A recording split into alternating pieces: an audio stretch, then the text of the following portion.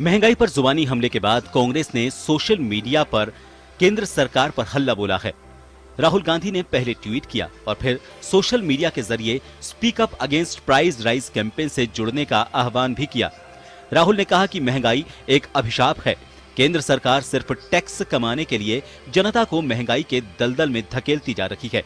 राहुल ने इसके आगे लिखा कि देश के विनाश के खिलाफ अपनी आवाज उठाइए। राहुल गांधी ने इसके बाद महंगाई को अंधी कहते हुए 3 असहनीय कारण भी गिनाए। इंटरनेशनल मार्केट में तेल के दाम पहले से कम है, मगर जब आप पेट्रोल पंप में अपनी गाड़ियों में, स्कूटर, मोटरसाइकिल में पेट्रोल भरते हो, डीजल भरते हो, तो आपको पता लगता है कि हिंदुस्तान में पेट्रोल डीजल के दाम तेजी से बढ़ते जा रहे हैं। भाई और बहनों, ये जो आपका पैसा आपकी जेब से निकाला जा रहा है, ये आपको वापस नहीं मिलता है। आपके बच्चों की शिक्षा में, आपके स्वास्थ्य में ये इस्तेमाल नहीं किया जा रहा है। ये पैसा सरकार चुने हुए 2-3 सबसे बड़े उद्योगपतियों को देती है।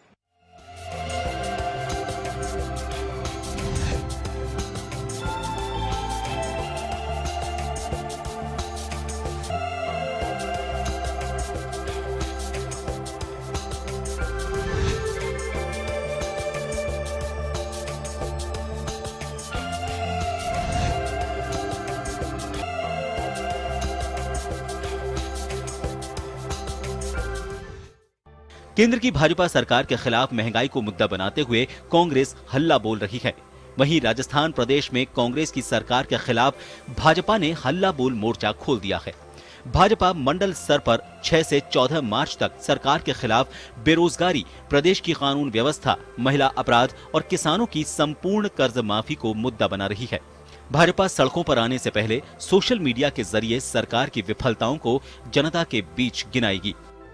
है कि सोशल मीडिया के माध्यम से भी, क्योंकि सोशल मीडिया का प्लेटफॉर्म भी एक बहुत बड़ा प्लेटफॉर्म है और सरकार की उन तमाम नाकामियों को हम जनता तक पहुंचाने का काम करेंगे। और 6 तारीख से लेकर 14 तारीख के मध्य अलग अलग हमारे कार्यक्रमों का विभाजन हमने किया है। पहले संगठनात्मक रूप से बैठकें होगी, उसके बाद में 9 तारीख से लेकर 14 तारीख के मध्य प्रत्येक उपखंड स्तर के ऊपर धरने, प्रदर्शन, रैली, वो भी हमारी रूपरेखा बनी है। तो हम सदन के अंदर भी हमारी जो भूमिका है उसको निभा रहे हैं और सड़क के ऊपर भी भूमिका निभाने की हमने पूरी तैयारी कर ली है। जनता की आवाज उठाने के लिए भाजपा और कांग्रेस के अलग अलग हल्ला बोल कार्यक्रम हैं। महंगाई पर कांग्रेस भाजपा की केंद्र सरकार के खिलाफ आवाज उठा रही है, तो उधर राजस्थान में भाजपा भी कांग्रेस सरकार को महंगाई के अलावा दूसरे मुद्दों पर घेरने की कवायद कर रही है। ब्यूरो रिपोर्ट, जन टीवी, जयपुर।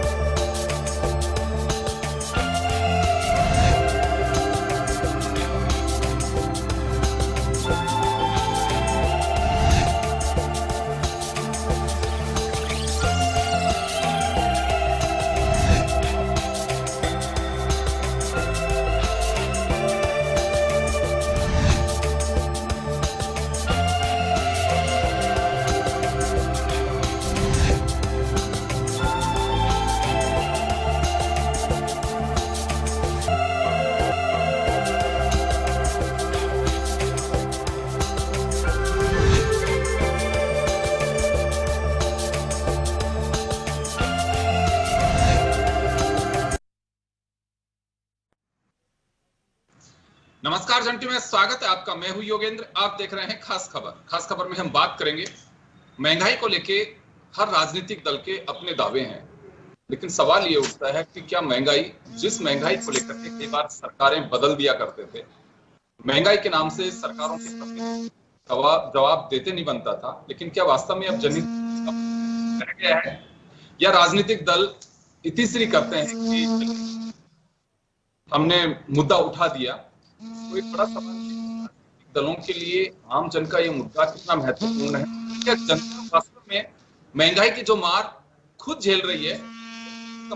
आपके यहाँ किसी के वाइब्रेट कर रहा है कोई फोन?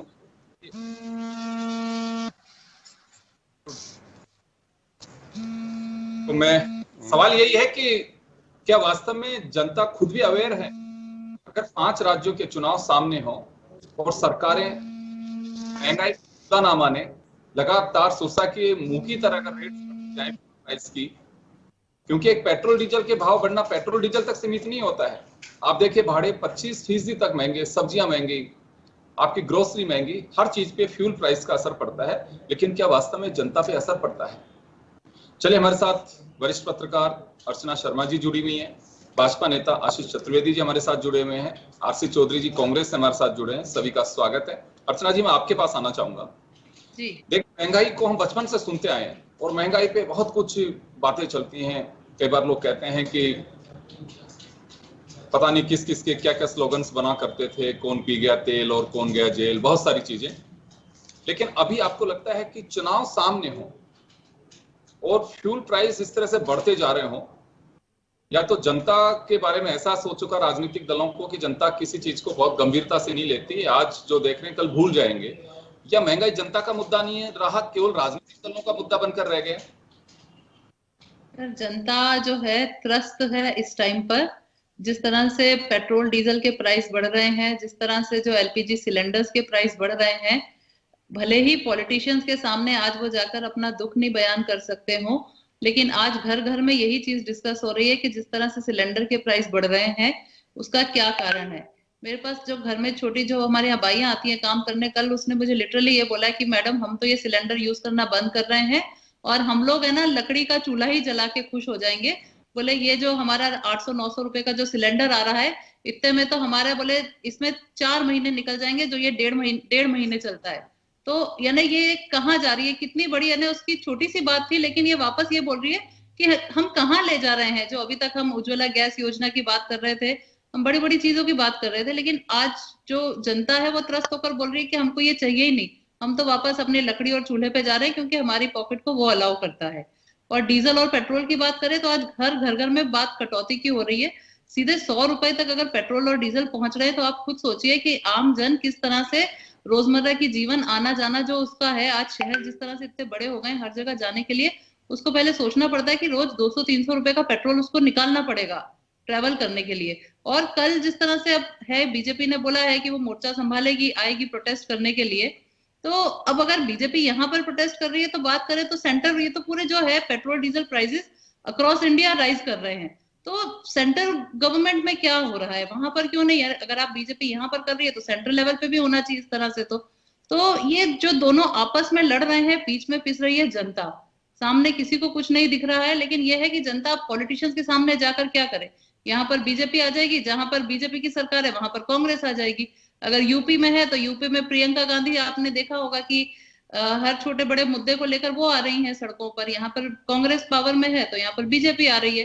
तो इन दोनों की जो आपस की टसल है, जो पॉलिटिसाइजेशन ओवर एंड एनलार्ज्ड हो रहा है, उसको देखकर अब तो जनता ने जो है वो भी बिल्कुल वो भ्रमित नहीं हो रही है। उसने अपना मन बना लिया, वो अपने हिसाब से अपना काम कर रही है। पॉलिटिशियंस जाए सड़क पे जो करना है, लेकिन हाँ वो जिस तरह से स्लोगन्स बनते थे, जिस तरह से एकदम जनता मुद्दा बनाती थी, वो चीज अभी दिख नहीं रही है।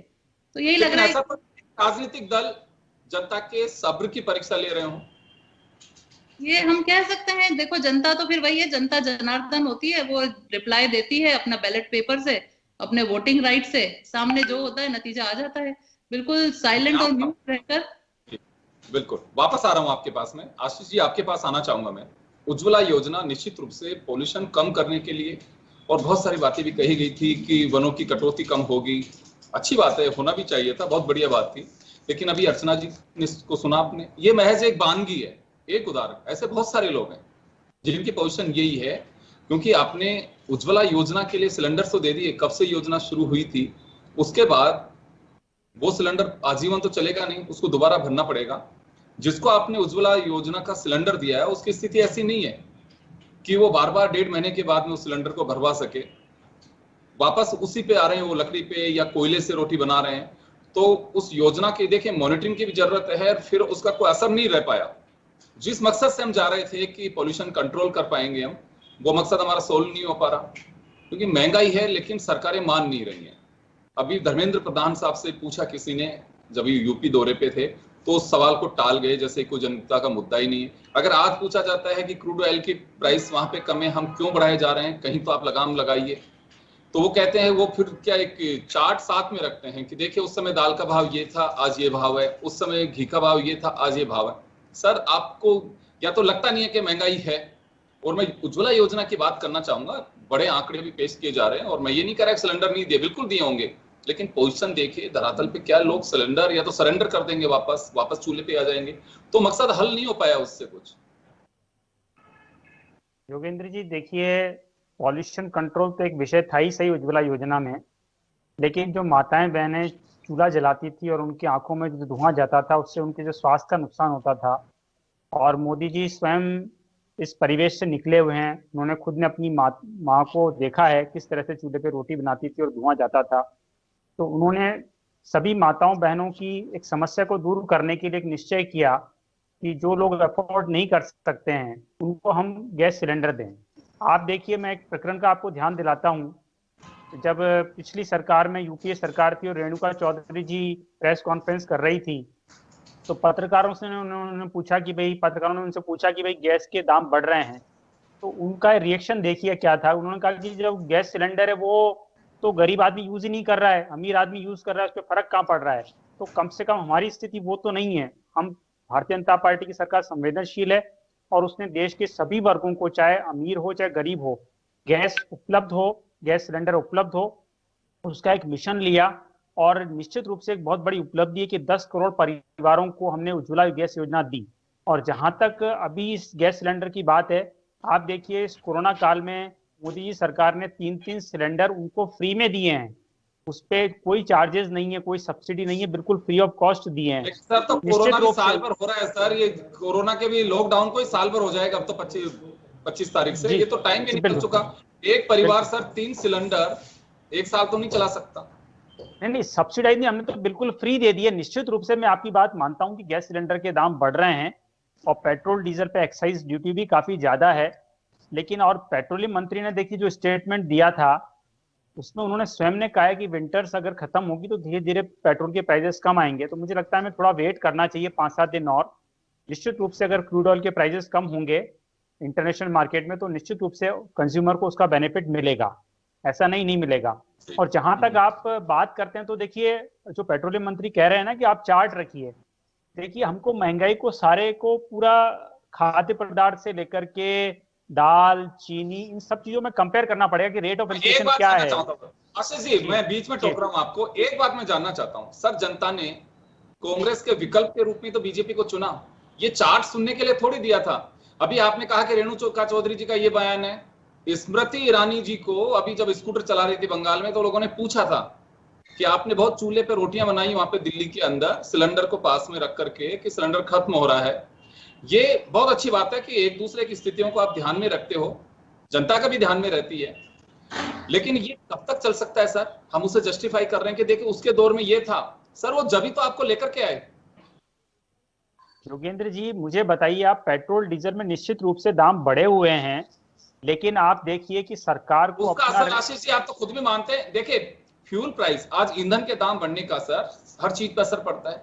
आपके सुबह चाय जो पीते हैं आप उस पर भी असर पड़ता है, और रात को जो डिनर करके सोते हैं उस पर भी फर्क पड़ता है। आप पूछ लीजिए, अपन सब साधारण परिवारों से हैं। योगेंद्र जी आप जो बोल रहे हो बात सही है, लेकिन हमको ओवरऑल इन्फ्लेशन भी तो देखिए ना। रेट ऑफ इन्फ्लेशन देखिए आप, कंसिस्टेंटली 6% के आसपास बना हुआ है, 6% या बिलो 6% है। यही यूपीए सरकार में 10-10, 12-12% लगातार बनता रहा था। आप देखिए खाद्य पदार्थ हो, सब्जियां हो, फल हो, दालें हों, इनकी महंगाई और सिलेंडर के भाव भी बहुत कम नहीं थे। देखिए आप आपको कंपैरिजन करना पड़ेगा। निश्चित रूप से मैं मानता हूं पेट्रोल के दाम ज्यादा हैं, लेकिन देखिए सरकार को अपनी सामाजिक जिम्मेदारी भी निभानी है, सरकार को अपना इंफ्रास्ट्रक्चर भी मजबूत करना है। तो देखिए योगेंद्र जी, हमको एक बात योगेंद्र जी, राजनीतिक मुद्दा नहीं बनाया जाना चाहिए, इसे फिर राजनीतिक मुद्दा नहीं बनाया जाना चाहिए। ये भरोसा राजनीतिक दलों को रखना चाहिए कि अगर कोई भी सरकार किसी भी प्रोडक्ट पर रेट बढ़ाती है तो विकास के लिए बढ़ा रही है, ये मानना चाहिए। फिर योगेंद्र जी, निश्चित रूप से ये स्वीकार मैं कर रहा हूं कि ये जो पेट्रोल डीजल पे जो एक्साइज ड्यूटी ले रखी है, ये रेवेन्यू का बहुत बड़ा सोर्स है, और सरकार इस जो रेवेन्यू कलेक्शन हो रहा है इसके माध्यम से जो डेवलपमेंट एक्टिविटीज है, अपनी सामाजिक सुरक्षा की जो योजनाएं हैं, खाद्य सुरक्षा जो लोगों को प्रदान करना है, उसके बाद हमको इंफ्रास्ट्रक्चर डेवलप करना है, रेलवे का इलेक्ट्रिफिकेशन करना है, डिफेंस का प्रोक्यूरमेंट करना है, इन सब के लिए भी पैसा चाहिए होता है। देखिए आप, ऐसा नहीं है कि पैसा नहीं चाहिए। आप प्रधानमंत्री आवास में घर बना रहे हैं और उज्ज्वला योजना में सिलेंडर दे रहे हैं, उसके अपार्ट आप देखिए जो नल से जल योजना की जो महत्वाकांक्षी योजना है, पैसा चाहिए। वापस आ रहा हूं सर आपके पास में। आरसी चौधरी जी से मैं जवाब दिलवाता हूं। आरसी चौधरी साहब, महंगाई मुद्दा है कि केंद्र में सरकार भाजपा की है, राजस्थान में मुद्दा बीजेपी के लिए है कि यहाँ महंगाई किस हिसाब से है, बिजली की दरें बढ़ी हुई हैं, और बिजली की दर आई थिंक जो टॉप इंडिया के स्टेट्स हैं जहां सबसे ज्यादा पैसा है, इलेक्ट्रिक टैरिफ है, उसमें राजस्थान का भी सौभाग्य है इसमें सबसे ज्यादा पैसों में। तो ये राजनीतिक दलों के लिए तो मुद्दा हो सकता है, लेकिन जनता के लिए मुद्दा नहीं बनता दिखाई दे रहा है। यही बड़ी वजह है कि जो धरने प्रदर्शन राजनीतिक दलों के होते हैं, पार्टी के कार्यकर्ता आते हैं, आम जनता नहीं जुड़ती है उनमें। जो चेहरे एक आम जनता की तरफ दिखाई दे कि हाँ ये बिल्कुल जनता से निकला हुआ आदमी है और राजनीतिक दलों के इस एजेंडे में शामिल हो रहा है, कोई नहीं आता है। यही बड़ी वजह है। यहाँ आप डीजल पेट्रोल के दाम का विरोध कर रहे हैं, सड़क पे चूल्हा जला रहे हैं। बीजेपी यहाँ पे बिजली के दरों की को महंगाई से जोड़ के चल रही है कि उसकी वजह से लोग तबाह हो रहे हैं। तो ये कुछ थोड़ा बहुत ही महसूस होता है कि वास्तव में जनता का कितना बड़ा मक्खुल उड़ाया जा रहा है।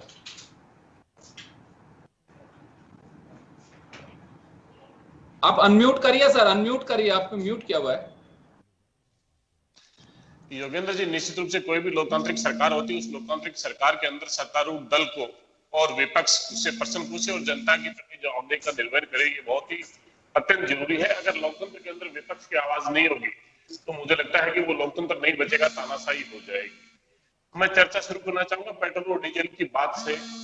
2004 के अंदर प्रधानमंत्री डॉक्टर मनमोहन सिंह जी बने थे। उसके बाद में 2008 में जब पहली बार 4 साल के बाद में जब एडवर्टाइज दरें क्रूड ऑयल की बढ़ रही थी, तब मामूली बढ़ोतरी पे 50 पैसे प्रति लीटर पे जब बढ़ोतरी की थी, तब भाजपा नेता ने कहा था कि देश के अंदर आर्थिक आपातकाल ला दिया है। उसके बाद में जब 26 मई 2014 को देश के प्रधानमंत्री नरेंद्र मोदी जी ने शपथ ली थी, उस समय कच्चे तेल की कीमतें $108 प्रति बैरल थी और कच्चे तेल की कीमत $108 प्रति बैरल थी। पेट्रोल के भाव उस समय ₹71.51 थे, डीजल के भाव ₹57.28 थे और गैस का सिलेंडर ₹414 था। आज 5 मार्च 2021 को कच्चे तेल की कीमत $62.15 प्रति बैरल है। जयपुर में पेट्रोल के भाव 97.72 है और डीजल के भाव 87.78 है और गैस का सिलेंडर एलपीजी का ₹823 में मिल रहा है। क्या केंद्र की सरकार जहां पे सार्वजनिक उपक्रम है उनको बेच रही है और इससे रेवेन्यू कलेक्ट कर रही है? क्या सरकार, केंद्र की सरकार व्यापारी बन गई, ईस्ट इंडिया कंपनी बन गई है? उसके लिए जनता के लिए कोई हमदर्दी नहीं है।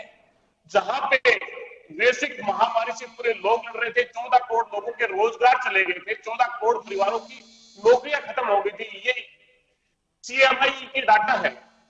और उस परिस्थिति के अंदर कच्चे तेल की कीमतें नेगेटिव में चली गई। उसके बावजूद केंद्र की सरकार ने ₹10 पेट्रोल और डीजल पे एक बार, फिर ₹3 प्रति लीटर डीजल और पेट्रोल पे और उसके बाद में ₹1 उन्होंने एक्साइज ड्यूटी पे बढ़ाई थी। इन्होंने गरीब जनता से जहां पे राहत की जरूरत थी, उन्होंने आफत के अंदर जो कहते हैं ना, आपदा में अवसर ढूंढा। आपदा में अवसर ढूंढ के गरीब जनता को खाज में कोड़ देने का काम भारतीय जनता पार्टी की और केंद्र की सरकार ने किया। आज जिस बात का जिक्र करें, उज्ज्वला योजना का जिस बात का जिक्र करें, उसके डाटा अगर आपके सामने रखूंगा तो निश्चित रूप से चौंकाने वाले होंगे। जिन्होंने 3 फ्री सिलेंडर देने की बात कही थी कोरोना के समय में, योगेंद्र जी 10 करोड़ लोगों ने दूसरा सिलेंडर, 10 करोड़ लोगों ने तो रिफंड ही नहीं कराया। क्योंकि उन्होंने पैसा डाला खाते के अंदर, उन्होंने कहा आप रिफिल कराएंगे तो सेकंड हम आपको पैसा देंगे। लोगों को चूल्हे पे रोटी पकाने के लिए, चूल्हे पे चावल को पकाने के लिए उन्हें चावल नहीं था, इसलिए उस 1000 रुपए को उन्होंने यूज कर लिया। उन्होंने 10,000 लोग, 10 करोड़ लोगों ने तो सेकंड रिफिल ही नहीं कराया और फिर लगातार रिफिल घटता गया। हमला हुआ आरसी चौधरी साहब, ये तो केंद्र सरकार पे हमला हुआ। बीजेपी राजस्थान में हल्ला बोल रही है आपके बिजली के बढ़ी हुई रेटों को लेकर के, क्राइम और बहुत सारी चीजें, लेकिन मैं यहाँ पे महंगाई से जुड़ा हुआ, इस वजह से मैं दूसरे बिंदुओं को टच नहीं करना चाहूंगा। यहाँ बिजली के झटके लोग सह नहीं पा रहे हैं। योगेंद्र जी, अगर भारतीय जनता पार्टी विपक्ष की भूमिका का निर्वहन, फोन आ रहा है, उसको एक बार प्लीज उसको कट कर दीजिए। फोन आ रहा है किसी का। योगेंद्र जी कंटिन्यूस आ रहा है, पता नहीं, मुझे पता नहीं चल रहा है कंटिन्यूस, जब से मैं खुद चीजें ठीक नहीं है उसमें लगातार बोले जा रहा है, पता नहीं क्या है ये फोन किसे। मुझे तो लगता है कि स्काइप का कॉल कंटिन्यूस चल रहा है, 2 रिंग दी हुई है, उसको बंद करवा दीजिए जी। योगेंद्र जी, मैं कहना चाहूंगा जो आपने प्रश्न उठाया, राजस्थान के अंदर भारतीय जनता पार्टी एक सप्ताह का जो हल्ला बोल कार्यक्रम कर रही है, निश्चित रूप से अगर जनता की मांगों को लेकर वो हल्ला बोल कार्यक्रम होता तो बेहतर होता कि जनता की आवाज को उठाते। आज सदन भी चल रहा है, सदन में नेता प्रतिपक्ष जब बोल रहे थे तो आदरणीय मुख्यमंत्री ने कहा था कि हम विपक्ष की बात को सुनना चाहते हैं क्योंकि वो आईना है सरकार का और उससे सरकार अपने कामों के अंदर बहुत जो सुधार है उसकी गुंजाइश रहती है। हम विपक्ष की आवाज को सुनना चाहते हैं, लेकिन सदन के अंदर जो 20 विधायक लिख के देते हैं कि हमें हमारे क्षेत्र की आवाज को उठाने नहीं दिया जाता, बोलने नहीं दिया जाता है, वहां पे इस प्रकार से भारतीय जनता पार्टी जो खंड खंड में बटी हुई है, ये जनता की आवाज के लिए नहीं करी है। ये मुख्यमंत्री वसुंधरा राजे जी जो 2 दिवस से धर्म यात्रा को जो उन्होंने अपनी यात्रा बचाई यात्रा पे जा रहे हैं, उससे ध्यान भटकाने के लिए भारतीय जनता पार्टी के कार्यकर्ताओं का जमावड़ा उनके बीच में ना हो, इसलिए उन्हें कहीं ना कहीं दूसरे मुद्दों पे ध्यान भटकाने के लिए ये काम कर रही है। अगर ये जनता की आवाज उठाती तो मुझे नहीं लगता कि जिस प्रकार से जो सत्ता का घोषणा कार्यक्रम किया उसी दौरान वसुंधरा जी का 2 दिवसीय कार्यक्रम है, उसके अंदर हजारों की तादाद में भारतीय जनता पार्टी के कार्यकर्ता जुड़ेंगे। केंद्रों में बटी हुई भारतीय जनता पार्टी ये सोच रही है कि हमने जो कार्यक्रम किया उसमें कितने लोग रहते और दूसरी जगह कितने लोग रहते हैं, इसलिए भारतीय जनता पार्टी के नेता तो सदन में नहीं बोलते, हम उनके अंदर ही जो फूट हो वो कैसी भी हो योगेंद्र जी, लेकिन जिनको सदन में नहीं बोले दिया जा रहा हो वो विपक्षी भूमिका का क्या निर्वहन करेंगे। क्या बात है। आजकल आरसी चौधरी साहब, कांग्रेस को वसुंधरा जी के प्रोग्राम्स का बहुत पता होता है कि वो कहां जा रही है। देखिए, राजस्थान के अंदर जो भी राजनीतिक गतिविधि होगी योगेंद्र जी वो तो सभी को पता है और आपको स्वयं को पता है। जब 8 मार्च को उनका महिला दिवस में जन्म दिवस है, उस समय ये कार्यक्रम रख रहे हैं ताकि उनका जो कार्यक्रम है कहीं ना कहीं उसका कवरेज ना ले पाए, कहीं ना कहीं खंड खंड में बटी हुई भारतीय जनता पार्टी अपने आप को समेटने के लिए अपने जो ग्रुप के जो लोग हैं वो उस जगह किस जगह पे रहेंगे, शायद मुझे लगता है यही देखने का काम कर रही है। वरना 2.5 साल बाद में उन्हें जनता की याद आती है, अगर उन्हें करना होता तो वो सबसे पहले कहते केंद्र की सरकार पे कहते 25 सांसद एनडीए के याद से है, यहाँ पे 2% वेट पे कटौती की गई, इन्होंने एक्साइज ड्यूटी की आज तक मांग नहीं की। क्या वजह है ये एक्साइज ड्यूटी पे नहीं बोलना चाहते? क्या भारतीय जनता पार्टी के नेताओं का मुंह पे ताला है? केंद्र की सरकार के सामने बोल नहीं सकते, राजस्थान में जनता की आवाज नहीं उठा सकते। वो कैसी नैतिकता रखे, वो कैसी नैतिकता रखे? उन्होंने कहा हमने वेलकम किया वो जी। जवाब दिलवाता हूँ, ताला खुलवा रहा हूँ आशीष चतुर्वेदी जी से। आशीष जी, आप लोग हल्ला बोल कर रहे हैं राजस्थान सरकार के खिलाफ, यहाँ सड़कों पे उतर रही है कांग्रेस केंद्र के खिलाफ। जनता बहुत अचंभित है कि ये हो क्या रहा है, कि वास्तव में हमारी लड़ाई लड़ रहे हैं कि राजनीतिक दल अपनी खुद की लड़ाई लड़ रहे हैं। योगेंद्र जी, मैं आपकी बात का जवाब दूं उसके पहले आपने चौधरी जी से पूछा था बिजली के बिलों को लेकर के और उन्होंने उसका कोई जवाब नहीं दिया। 5 मिनट तक वो बोलते रहे लेकिन ये बिजली के मुद्दे को गौण करते रहे। मैंने भी, आपने पेट्रोल डीजल का बोला था, गैस के बारे में बोला था, मैंने उन प्रश्नों का जवाब दिया। तो हम उम्मीद करते हैं कि अगली बार जब उनकी बारी आएगी तो बिजली के विषय में जरूर इस बात को ध्यान में रखें और उसमें अपना स्पष्टीकरण दें कि किन कारणों से राजस्थान में बिजली सर्वाधिक महंगी है और जनता उससे त्रस्त है। और देखिए, हमारा जो हल्ला बोले वो खाली बिजली के विषयों को लेकर के नहीं है। जोगेंद्र जी, जब मैं अभी आपके स्काइप से जुड़ा था तो खबर आ रही थी कि आज ही केकड़ी में जो बजरी माफिया है उसका आतंक है। आप देखिए, ये कोई आतंक आज ही नहीं चल रहा है, जब से सरकार बनी तब से लगातार बजरी माफिया का आतंक चाहे धौलपुर हो, चाहे टोंक हो, चाहे बांसवाड़ा हो, चाहे भीलवाड़ा हो, ये लगातार बना हुआ है। और इनकी हिम्मत इतनी हो गई कि प्रशासनिक अधिकारियों पर ये हमला कर रहे हैं और सरकार कुछ नहीं कर पा रही है। और रही बात, आप देखिए, सरकार किसानों के कर्ज माफी को लेकर के आई थी, किसानों को संपूर्ण कर्ज माफ करेंगे, वो आज तक नहीं हुआ है। आप देखिए जयपुर में आज भी बेरोजगार जो है धरना दे रहे हैं, अभी भी धरना चल रहा है। आप देखिए जो सिविल लाइन फाटक है उसके पास में वो धरना दे रहे हैं। जब से सरकार बनी है 2 साल के अंदर 12 भर्तियां तो निरस्त हो चुकी है। तो बहुत से मुद्दे हैं। आप देखिए बेरोजगारी एक बहुत बड़ा मुद्दा है। 3 बार इन्होंने बजट में घोषणा की, एक बार 75,000 बोला, एक बार 50,000 बोला, एक बार 51,000 बोला कि हम 1,76,000 लोगों को रोजगार देंगे, और आज तक ये मात्र 12,000 लोगों को नौकरी दे पाए हैं। तो क्या ये विषय नहीं है? अगर इन विषय के बीच में भारतीय जनता पार्टी जनता के बीच में नहीं जाएगी, इन मुद्दों को नहीं उठाएगी, कानून व्यवस्था में आप देखिए सबसे बुरी स्थिति राजस्थान की है। पूरे देश में राजस्थान नंबर 1 है क्राइम्स के मामले में। तो जनता वाकई में त्रस्त है। आप देखिए आए दिन भ्रष्टाचार के कारण हम देखते रहते हैं कि आज ये अधिकारी जेल में गया है, आज ये अधिकारी पकड़ा गया है। तो जनता के काम कोई सहज तरीके से हो नहीं रहे हैं।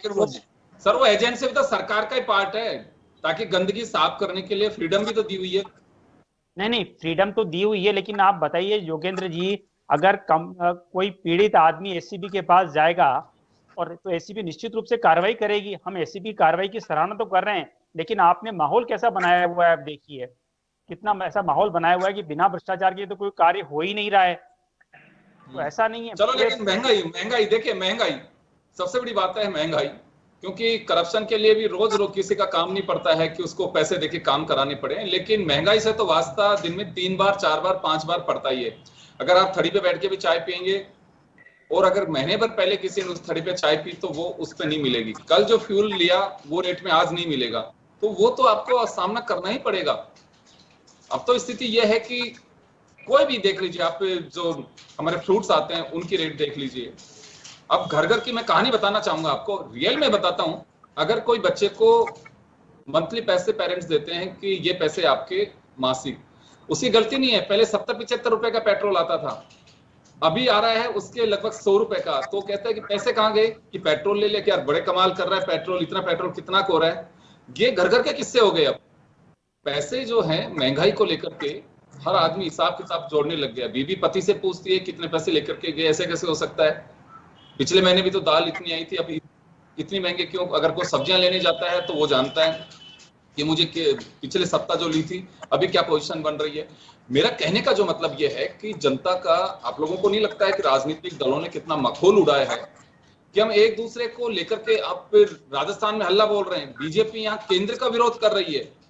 जनता के बारे में ये शर्म हमें महसूस नहीं होती कि जिस जनता को लेकर के हम लड़ाई लड़ने की कोशिश कर रहे हैं, आड़ में लेकर के कि जनता को महंगाई की मार सहनी पड़ रही है, या बिजली के टैरिफ की मार सहनी पड़ रही है, या लॉ एंड ऑर्डर की प्रॉब्लम आ रही है, वो जनता की प्रॉब्लम नहीं है, आप लोगों के पॉलिटिकल एजेंडे की प्रॉब्लम है। जनता की प्रॉब्लम को तो सॉर्ट आउट करते पहले एक मैसेज देने के लिए कि देखिए हमने ये किया, अब आप भी करिए। अभी आरसी चौधरी साहब जैसे कह रहे थे बिजली के दाम पर, मैं बात कर रहा था 2% वैट का जिक्र किया। ये बात सब कहते हैं कि केंद्र सरकार ने भी, ये मैं कांग्रेस या दूसरे पार्टियों का जिक्र नहीं करूंगा, फ्यूल एजेंसीज जो हैं उनकी एसोसिएशन कहती है कि समझ के बाहर है कि केंद्र सरकार ने क्या सोच रखा है कि इतनी एक्साइज ड्यूटी, और खुद मानती भी है कि कोरोना में लोगों के हालात बहुत खराब हुए हैं। अभी कोई कहे कि साहब देखे पेट्रोल पंप पर भीड़ पड़ रही है, रास्ते में गाड़ियां चल रही हैं, सर वो तो रोटियां भी बन रही हैं लोगों के। ये कोई नहीं कह सकता, मजबूरी है उनकी, कैसे भी लेकर के अपना काम तो चलाना ही पड़ेगा। योगेंद्र जी, जैसा मैंने आपको पहले भी कहा है कि अभी हम थोड़ा सा इंतजार करना चाहिए हमें। मुझे लगता है फ्यूल के प्राइसेस थोड़े कम होंगे और जनता को निश्चित रूप से राहत मिलेगी। थोड़ा सा वेट कीजिए आप थोड़ा। अर्चना जी, आज का एमएलए रामलाल की तरह 1 रुपए रोटी का कर दीजिए, 50 पैसे की डिमांड है, चलिए 75 पैसे कर देंगे, जैसे आशीष जी कह रहे हैं। अभी लोगों की आदत तो पड़ ही चुकी है कि 99 रुपए में भी आपको पेट्रोल खरीदना है, और 92 तक भी आ गया तो फिर होंगे बड़े बड़े होर्डिंग्स कि देखिए साहब इसमें एक्साइज ड्यूटी घटा करके जनता पे भार जो लादा गया था कम किया। ये सब कुछ ही होगा।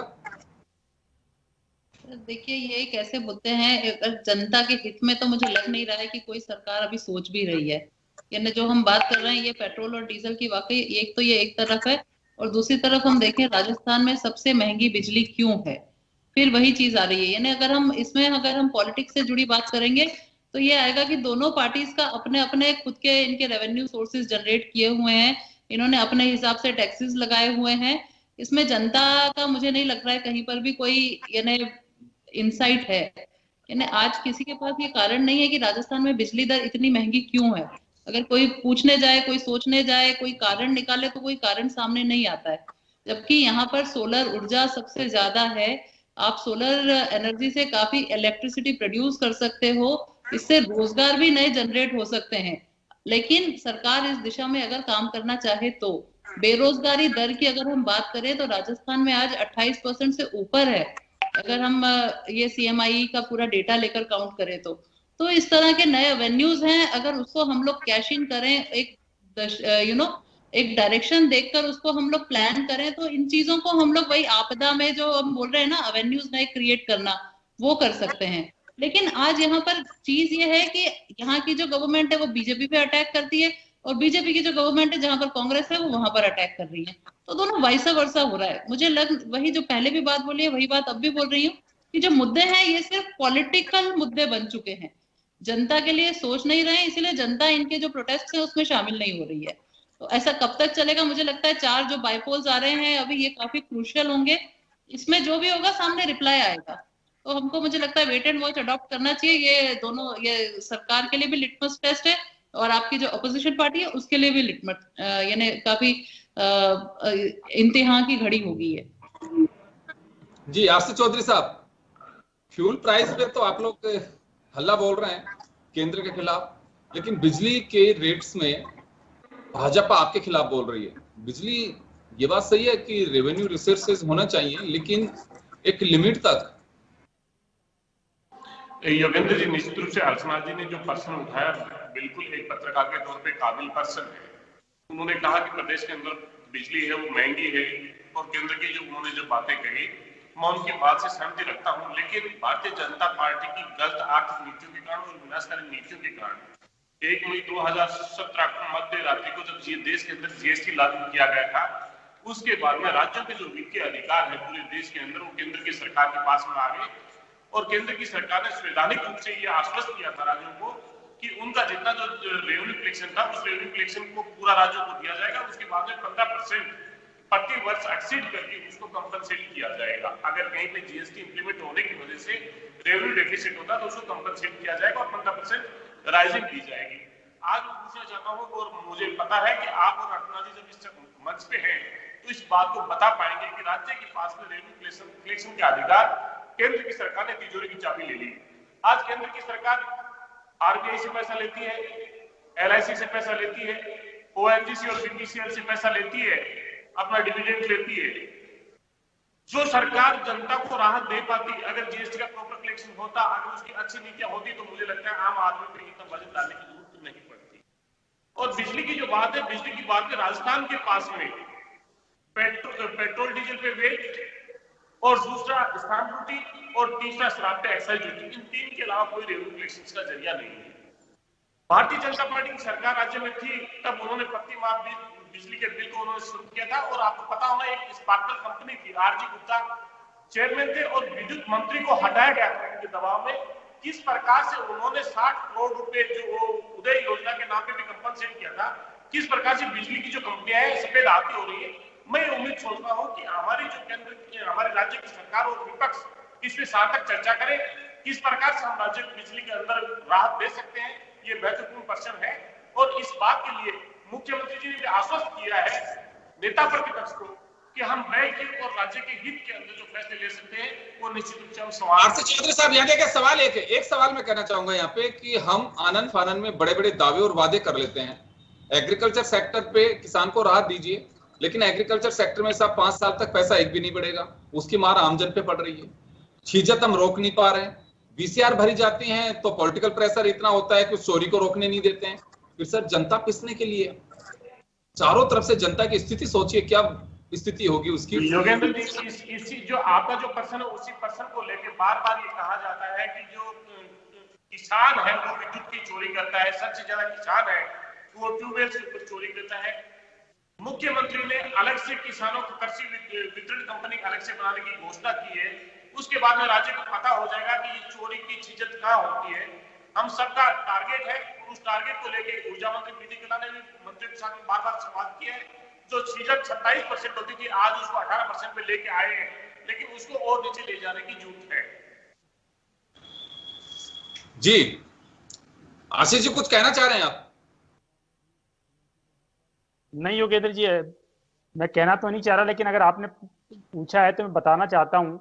आप देखिए, इस बजट में सरकार ने घोषणा की थी कि हम जो बिजली की सब्सिडी है वो किसानों को 1000 रुपये प्रति माह वापस स्टार्ट करने का वादा किया था। आप देखिए, हम जब भारतीय जनता पार्टी की सरकार थी तो हमारी सरकार 833 रुपये प्रति माह एक सब्सिडी देती थी, तो 2.5 साल तक तो इस सरकार ने उसको बंद रखा। आप देखिए रिमेनिंग कब से वो स्टार्ट होगी और जो टेन्योर होगा तो लगभग 2.5 साल ही दे पाएंगे। तो आप देखिए किसानों को इन्होंने कोई राहत नहीं दी है। राहत की बात कर रहे हैं अभी आरसी चौधरी जी।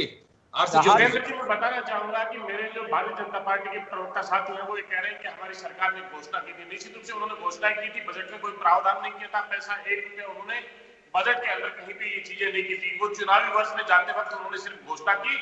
मुख्यमंत्री जी ने न सिर्फ घोषणा की है, उसके लिए बजट का प्रावधान किया है और आज ये आश्वस्त किया है कि ये जो मद है वो किसानों को राहत के लिए जाएगा। इसलिए भारतीय जनता पार्टी घोषणाओं का पुलिंदा होती है और यहाँ हकीकत के लिए धरातल पे उतारने के लिए, राहत देने के लिए सब काम होती है। इन्होंने तो डीजल पे, योगेंद्र जी, डीजल की जो बात करते हैं, प्रति हेक्टेयर 15,000 रुपया, अभी कटाई का समय आ रहा है, डीजल की दरें बढ़ रही है, कितनी उसकी उपज पे कितनी लागत बढ़ जाएगी, निश्चित रूप से बड़ी चिंताजनक है और उसका प्रत्यक्ष रूप से देश के सभी लोगों पे, चाहे हम सब कंज्यूमर हैं, उन पे भी फर्क पड़ेगा।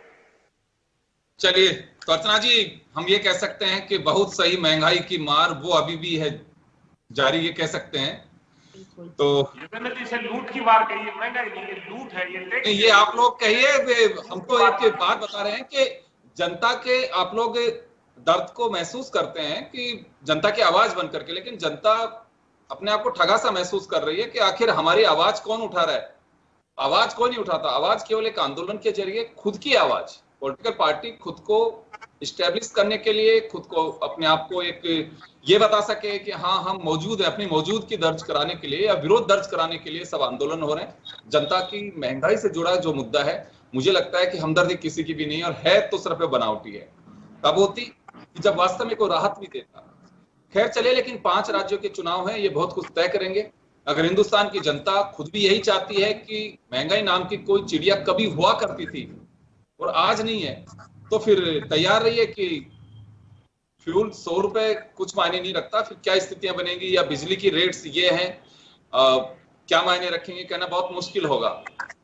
तो चलिए इंतजार होगा कि आखिर जनता क्या फैसला लेती है और राजनीतिक दल क्या वास्तव में जनता के इस दर्द में अपनी कुछ कटौती कर सके या फिर कहें कि राहत दे सके, तो बात होगी। चलिए बहुत बहुत शुक्रिया आप सभी का।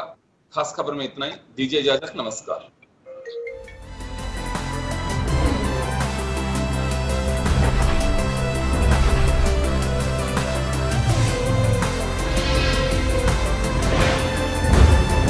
जन टीवी की लेटेस्ट अपडेट पाने के लिए हमारे चैनल को जरूर सब्सक्राइब करें और नोटिफिकेशन पाने के लिए बेल आइकॉन दबाएं।